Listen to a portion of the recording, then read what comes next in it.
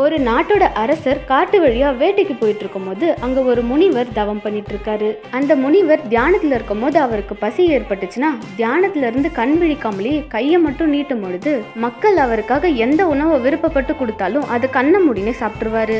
இது கேள்விப்பட்ட அரசர் இது என்ன உண்மையாவா இருக்க போது அப்படின்னு அந்த முனிவர் கண் விழிக்கும் போது பக்கத்துல இருந்த குதிரை சாணத்தை எடுத்துன்னு போய் கொடுத்ததும் அந்த முனிவரும் சாப்பிட்டுறாரு.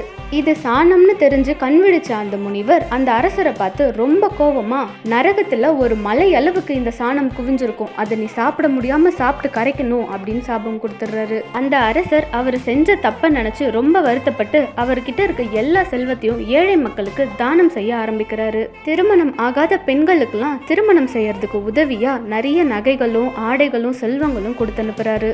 அவரோட அரண்மனை அரச பதவி எல்லாத்தையும் விட்டுட்டு காட்டுல இருக்க குடிசையில வாழ்ந்துட்டே அவர்கிட்ட இருக்க எல்லாத்தையும் தானங்களா செஞ்சுட்டு இருக்காரு.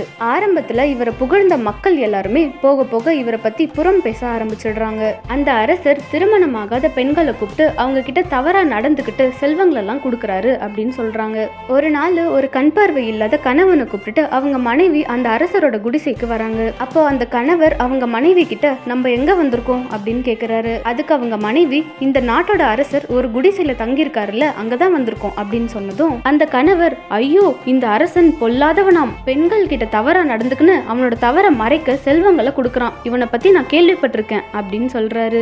அப்போ அந்த மனைவி இந்த அரசர் அவர் செஞ்ச ஒரு பாவத்தினால நரகத்துல ஒரு மலை அளவுக்கு சாணத்தை அவரே சாப்பிட்டு கரைக்கணும்ன்ற சாபம் இருந்துச்சு. ஆனா இந்த நாட்டு மக்கள் எல்லாருமே அவரை பத்தி இல்லாததும் பொல்லாததும் புறம் பேசுனதுனால அவரோட பாவத்தை எல்லாருமே பங்கு போட்டுக்கிட்டாங்க. கடைசியா ஒரே ஒரு கைப்பிடி இருந்துச்சு, அதை இப்ப நீங்க பேசி பங்கெடுத்துக்கிட்டீங்க அப்படின்னு சொல்றாங்க. அப்பதான் அவருக்கு மத்தவங்கள பத்தி புறம் பேசினா அவங்களோட பாவத்தை நம்ம பங்கெடுத்துக்கிறோம் அப்படின்னு புரியுது.